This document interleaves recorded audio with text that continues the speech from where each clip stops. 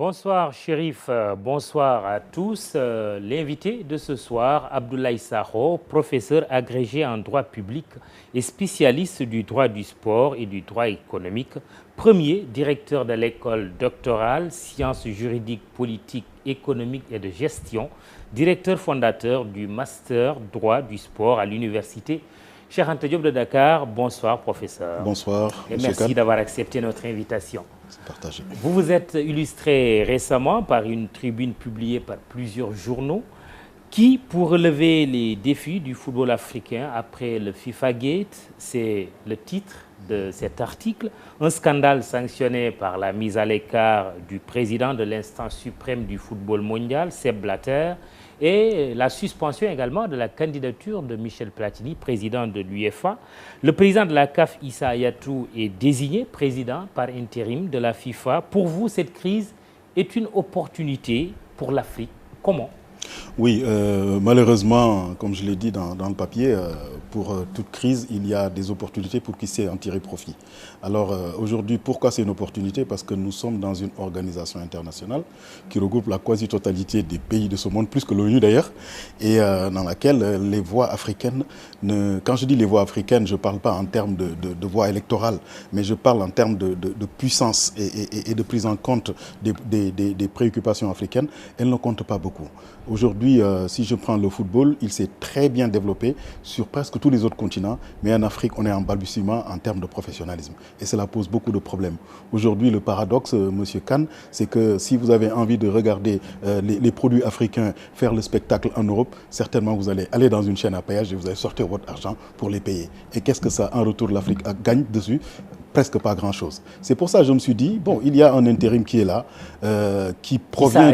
Issa Hayatou. Qui n'est pas un homme neuf aussi, non? Pas du tout, pas du tout. Hein? Il est même, peut-être, certains diraient qu'il a même un peu trop duré à la tête de la CAF, oui. Et peut-être à la FIFA. C'est un des points faibles de la FIFA que de laisser des gens rester très très longtemps là-dedans. C'est peut-être aussi leur point fort, j'en sais rien. Mais ce qui se passe avec Hayatou, c'est que c'est un Africain, nous devons en être fiers. Aujourd'hui, il y a beaucoup de gens qui sont mis en cause de manière officielle. Lui, très souvent, il y a des rumeurs autour de Hayatou, oui. Mais j'avoue que jusqu'à présent, on n'a encore rien sorti. Je dis bien jusqu'à présent. Ça peut arriver, mais pour l'instant, moi, je suis très très fier qu'on ne l'ait pas encore mis en cause. On a tenté également de mettre en cause les dirigeants sud-africains, mais pour l'instant, ils n'ont été convoqués ni par un juge européen, ni par un juge africain, ni par la justice sportive. Et de ce point de vue, moi, je dis qu'il n'y a aucun problème pour ce qui concerne l'intérim de Hayatou. Alors, ce que je peux conseiller, et c'est pour ça que je dis que c'est une opportunité, je crois que Hayatou a l'occasion de faire une belle sortie, ça c'est une première chose, mais deuxièmement, de faire en sorte qu'on puisse préparer un processus qui pourrait arriver à un mode de gouvernance de la FIFA. Ce processus, ça peut être de la réflexion, ça peut être de l'action. Un mode de gouvernance de la FIFA qui soit peut-être un peu plus transparent et surtout plus équitable vis-à-vis des différents continents qu'il y a dans la FIFA. Alors, il y a une crise morale profonde que traverse la FIFA aujourd'hui. La Chambre d'appel même a confirmé la suspension de Michel Platini, qui se défend quand même, il faut le souligner.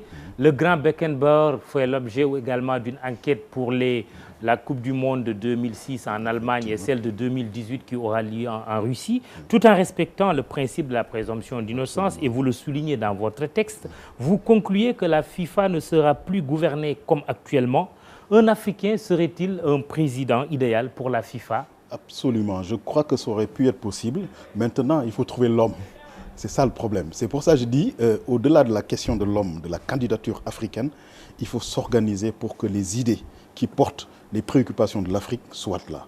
Et c'est ça la stratégie que nous, Africains, devons avoir aujourd'hui. À défaut d'avoir un candidat, on peut s'organiser pour être peut-être derrière un candidat qui est peut-être le plus idéal par rapport à ce poste-là et qu'on lui fasse prendre des engagements comme quoi il prendrait en considération nos préoccupations. Et c'est ça la stratégie que moi je préconise. À défaut d'avoir une personnalité africaine candidate, ça peut surgir, hein. Je ne les connais pas très bien, j'avoue. Oui, et puis on sait aussi, bon, dans les instances internationales, il y a des réalités. Hein. Il y a eu d'abord João Havelange, mélange qui a régné sur le football mondial, le brésilien, pendant des années et des années. Après, c'est Sepp Blatter qui a également duré à la tête de la FIFA. Vous pensez que ce devrait être le tour de notre continent? Pourquoi pas? Si on doit faire de la rotation, pourquoi pas? Bon, malheureusement, sur l'intérim de Hayatou, c'est une question de doyen d'âge. Bon, c'est le vice-président le plus âgé. C'est un mérite aussi, parce qu'il est encore là-bas. Mais je crois qu'il faudrait trouver des hommes neufs. C'est pour ça, dans mon article, j'en appelle à quelque chose sur lequel on ne prête pas tellement attention aujourd'hui, mais il y a une tendance dans les organisations sportives internationales et même nationales à ce que d'anciens pratiquants qui connaissent très bien le haut niveau puissent se retrouver dans le management. Ce sont des gens qui, au départ, on les prenait pour des gens qui n'ont que du muscle. Aujourd'hui, de plus en plus, ils se retournent vers le management et ils commencent à gérer. Évidemment, avec tout ce que ça comporte. Aujourd'hui, j'ai un peu mal quand je vois Beckenbauer, quand je vois Michel Platini. Ce sont des gens qui sont des icônes du terrain. Quand je les vois dans cette posture, j'avoue que moi, en tant que sportif, en tant que spectateur, fan de foot, j'ai un peu mal quand je vois cela. Mais c'est inévitable. C'est par ce biais-là peut-être qu'on arrivera à quelque chose. Et vous invitez les anciennes stars du foot africain à s'impliquer davantage pour, dites-vous, une gestion transparente et une répartition équitable des produits du football mondial. Dakar abrite justement du 3 au 5 novembre prochain une conférence ministérielle africaine sur la propriété intellectuelle pour une Afrique émergente. Y a-t-il un lien entre les leçons à tirer de cette affaire FIFA Gate et cette prochaine conférence de Dakar? Oui, un lien très fort que je m'évertue et que beaucoup de gens à travers le monde s'évertuent également à mettre en relation. Aujourd'hui, vous savez, M. Kane, la richesse aujourd'hui, elle est immatérielle.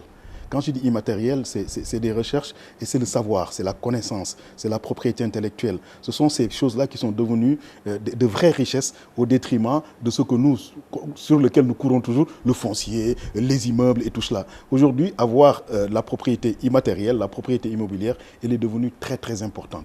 Et le sport l'a compris très vite. Et il l'a compris très vite. Il a tellement compris qu'il y a, je ne vais pas faire de publicité, mais de grands clubs que l'on nomme aujourd'hui, Real Madrid, Barcelone et tout ça, c'est des marques déposées.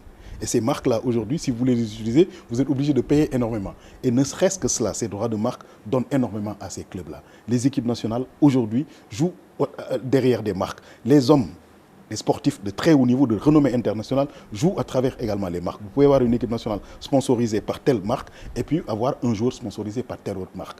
Aujourd'hui, c'est pourquoi je dis que c'est important. Regardez, aujourd'hui, un autre paradoxe. Le Dakar, il se déroule où? Le Dakar, c'est le nom de notre ville. Oui, absolument. Maintenant, direction, c'est en Amérique du Sud. En Amérique du Sud. Oui, en Argentine. Qu'est-ce que nous avons gagné à donner cela? Au départ, c'était Paris-Dakar. Certainement, les Parisiens et la municipalité de Paris ou l'État français a dit si vous utilisez Paris, vous allez nous payer. Parce que lors des Jeux de 2012, ils ont déposé la marque Paris 2012, Paris 2014, Paris machin. Nous, qu'est-ce qu'on a eu? Je ne sais pas. J'avoue que je ne suis pas dans le secret des dieux pour savoir ce que la municipalité ou l'État du Sénégal a fait pour protéger cela.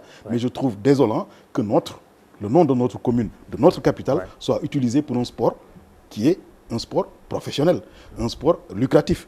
Dans un autre continent. En tout cas, Dakar, c'est la capitale sénégalaise, voilà. Il n'y en a pas deux. Il n'y en a pas deux. Oui. Donc, il y a quelque chose à faire de ce point de vue-là. Est-ce qu'on a déposé le nom Dakar quelque part? Je n'en sais rien.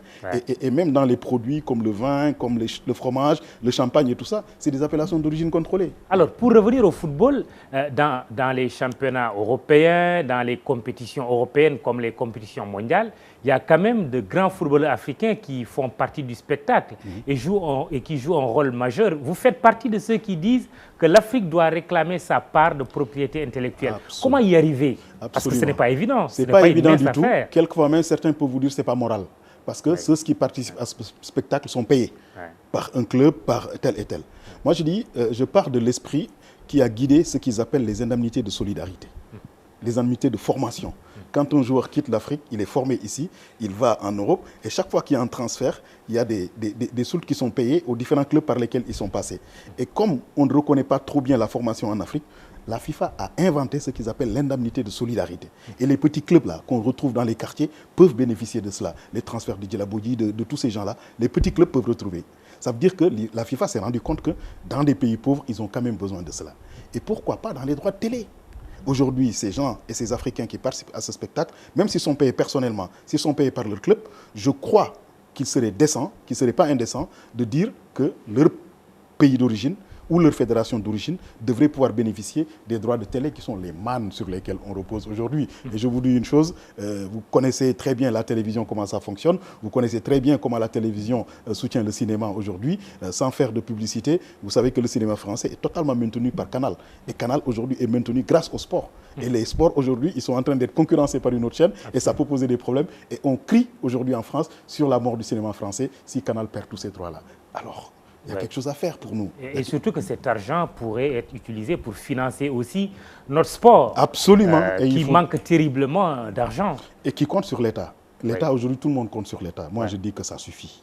Ça suffit. Il nous faudrait inventer un autre mode de financement de nos différentes activités, surtout ce genre d'activité qui est le sport, qui doit pouvoir générer ses propres ressources. Et il suffit juste de s'y mettre et de faire ce qu'il faut. Évidemment, ce n'est pas avec les clubs tels qu'ils sont organisés qu'on va y arriver. Et vous êtes vice-président du Jaraaf de Dakar. Avec tout ce que Quand on voit les clubs traditionnels, la situation dans laquelle ils se trouvent, la Jeanne d'Arc se débat au bas-fond du football sénégalais. Le Jaraaf aussi, bon, ça fait longtemps. Rien ne marche. C'est une question qu'il n'a pas gagné quelque chose d'important. Voilà. C'est une question de management, c'est une question d'organisation, mais pour le faire, c'est difficile parce qu'on vit toujours avec l'esprit du dirigeant qui prend en charge le joueur du quartier, qui lui donne un tout petit peu. On n'a pas organisé, on n'a pas fait ce qu'il fallait. Et de ce point de vue, on ne sait pas ces clubs appartiennent à qui. Personne ne sait.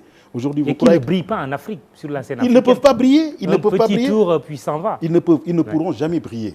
Et nous sommes pourtant parmi les gens qui sont supposés être les plus grands connaisseurs quand vous entendez certains dirigeants de ces clubs parler à la télévision, surtout de l'équipe nationale de football du Sénégal. Vous avez l'impression que ces gens-là, il faut leur donner un club pour que ça marche. Ils sont dans des clubs, ils n'arrivent pas à bien marcher ce qu'il faut et ils tapent tout le temps sur l'équipe nationale du Sénégal. Il y a un problème quelque part. Justement, le sélectionneur Aliou Cissé, critiqué ces derniers temps, surtout après la défaite face à l'Algérie, en match amical. Critiques exagérées ou vous pensez qu'elles sont fondées? À mon avis, on peut prendre les deux. On peut prendre les deux parce que je crois qu'un match de football, c'est un jeu de hasard d'abord. Le football, il ne faut pas qu'on l'oublie. Il ne faut pas qu'on oublie que le sport, c'est un jeu de hasard. On fait tout aujourd'hui pour diminuer les risques de perte et tout cela. Et on essaie d'en faire une science. Ce n'est pas une science. Vous pouvez vous retrouver avec les 10 ou 11 meilleurs joueurs au monde et vous vous faites battre. Le Sénégal a battu ici la France qui était quelque chose d'extraordinaire à l'époque et personne ne s'y attendait. Donc je crois que pour certains c'est fondé. Ils font tout pour faire avancer. Mais pour d'autres, j'avoue que j'ai suivi un tout petit peu. Il y a des critiques qui me paraissent quelquefois exagérées. Et c'est peut-être la personnalité d'Aliou Cissé, c'est peut-être le fait qu'il occupe aujourd'hui un poste que beaucoup convoitaient. D'aucuns se disent que c'était peut-être pas le moment pour lui. Mais je crois qu'un garçon... Pourtant, une bonne partie de l'opinion l'a quand même réclamé. Oui, l'opinion l'a réclamé. Oui. Mais l'opinion, c'est différent de ceux qui critiquent. C'est ça le problème aujourd'hui. Ce garçon, il est arrivé à un poste, il l'a voulu. Il l'a cherché. Il a compétit même avec Giresse. Il n'est pas sorti. Il est revenu et il a aujourd'hui ce poste-là. Vous savez, Mamadou, quand vous arrivez quelque part, par moment, vous dérangez. Il y a des situations acquises que vous pouvez déranger. Que vous le vouliez ou que vous ne le vouliez pas. Sans le faire exprès, vous pouvez déranger. Et ces intérêts que vous dérangez peuvent se dire, celui-là, bon, si on ne fait pas gaffe, il va peut-être nous mettre tout en l'air. Et de ce point de vue-là, je crois qu'il faudrait, quand on critique ou quand on examine ce qu'il est en train de faire, il faudrait partir d'abord de son vécu. Il a vécu quelque chose de fondamental et d'extraordinaire pour quelqu'un qui veut devenir entraîneur. Il a fait le très haut niveau. Quelque chose que beaucoup de gens n'ont pas fait au Sénégal, c'est ce qui parle là. Et deuxièmement, il a conduit l'équipe du Sénégal également, quelque part. Troisièmement, aujourd'hui, il a fait ses diplômes. Je crois qu'il faudrait essayer de voir ce qu'il y a sur le terrain plutôt que de voir l'homme. Et s'armer de patience. S'armer de... Absolument. Absolument. Ouais. Le Barça, pour qu'il arrive à ça, vous savez, le Barça est un club centenaire. Hein? Ouais. Pour arriver à jouer comme il joue actuellement. Voilà. Oui. Dernière question, Abdoulaye Sakho, l'Olympisme mondial, la retraite de Lamine Diack, président de l'IAAF, qui est parti, mais avec Diagne Ndiaye qui arrive comme membre du comité international olympique sénégalais. Le passage de témoin est bien réussi. Oui, c'est une fierté pour... Vous savez, le Sénégal, c'est pas parce que je suis là que je le dis, on a eu de grands dirigeants quand même. Et aujourd'hui, que Lamine Diack parte sans casserole, c'est déjà quelque chose de très très bien. Même si certains ont quand même... Ils ont essayé, à un moment donné, ils ont essayé, ils ont fait ce qu'il fallait. Vous savez, il y a des postes, quand vous les occupez, ou des positions, vous ne pouvez pas échapper à ce genre de choses-là, parce que vous allez déranger quel que soit alpha quelqu'un. Mais aujourd'hui, ce qui est important, c'est qu'il est parti. Il est parti et il y a un autre fils du Sénégal qui est là, j'allais dire un Africain. Moi, c'est comme ça que je le vois. Il entre dans le mouvement olympique, c'est son rôle à lui maintenant. Et il lui appartient de faire en sorte que la manière dont Kéba Mbaye, dont Lamine Diack ont été pris dans ce mouvement olympique et dans ce mouvement sportif mondial, qu'il ait cette place-là lui aussi. Parce que je me souviens très bien de Mandela parlant de Kéba Mbaye, c'était quelque chose de, à la limite, d'émouvant. Donc il faudrait que lui également, il fasse ce qu'il faut pour que l'on puisse. Mais pour cela, si j'ai un conseil à donner à Diagne Ndiaye, je crois qu'il faudrait qu'il s'occupe un tout petit peu, beaucoup plus d'ailleurs, du sport local. Au niveau local.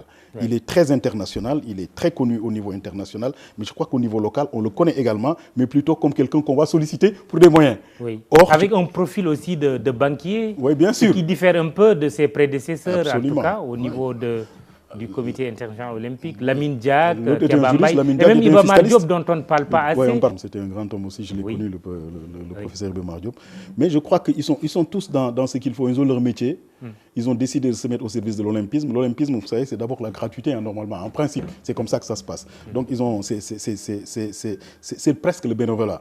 Mais c'est le sport qui a changé de statut, qui fait de telle sorte qu'ils sont obligés quasiment de se mettre complètement au service de cela. Mais je crois qu'au niveau international, il n'aura peut-être pas de problème. Mais c'est au niveau local qu'il faudrait qu'ils prennent un tout petit peu plus en charge, qu'ils s'intéressent un peu plus à ce qui s'est fait ici, les différentes fédérations, parce que le mouvement olympique, c'est lui qui fédère les différentes fédérations qu'il y a ici.